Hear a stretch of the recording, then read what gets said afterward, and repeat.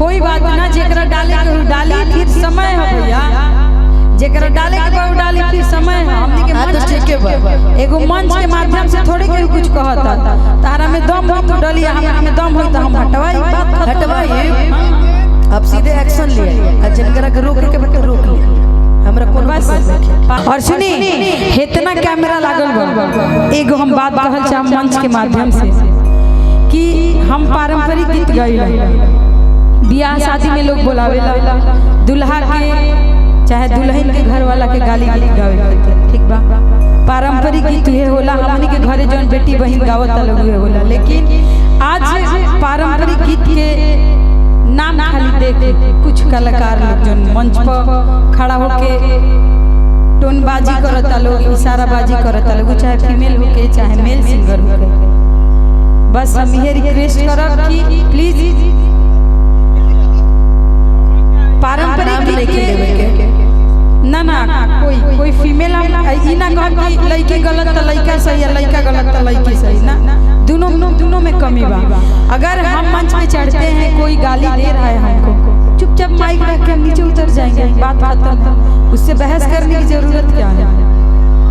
लेकिन नहीं, नाम नहीं रखना है भैया, प्लीज रिक्वेस्ट है। मैं ये बस रिक्वेस्ट करूंगी कि हर किसी की बेटी बहन है। आज हम लोग मंच पे खड़े हैं, आप लोग कोई भजन सिंगर है, कोई शादी ब्याह गाए वाला गायिका बा, कोई लोकगीत गावता, तो एक मतलब ही नहीं कि सब कलाकार खराब बा, सब अपना अपना एक नंबर में बा। तो बस ये कह के रउआ से जितना यूट्यूबर वाले लागल बा, सब कोई के है नहीं, ठीक बा। मुकेश भैया का नाम है मुकेश म्यूजिक न्यू, यहाँ के तक कोनो हमारा तरफ से कोनो शिकायत नहीं है। देखे एमे ऐसे यूट्यूबर बड़े से कि जे ना भी रही मंच पे ना तो हमरा भी तारा भी फोटो जोड़ के डाल दी है। अब आदि में का कहिए कि फलानवा तो डाला था, तो फलानवा अपन बहनी के गाड़ी दे तो हम देबे। कोई बात ना, जेकरा डाले के डाली, फिर समय है भैया, जेकरा डाले के बाद डाली, फिर समय है। हमनी के मंच ठीक है, एगो मंच के माध्यम से थोड़ी के कुछ कहता, तारा में दम हो तो डाली, हमरा में दम हो तो हम हटवाई, बात हटवाई।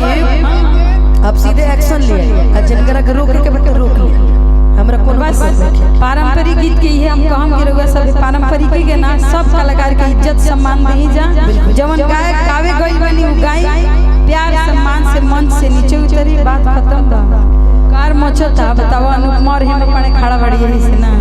लेकिन रउआ सबसे बार-बार ये रिक्वेस्ट बा कि एकरा के साफ सुथरा रखब जा, ना तो अगर खराब रखब जा तो मंच के माध्यम से कहतनी ई पहला मंच रहे दीदी के संगे, दीदी हमारा संग, ठीक।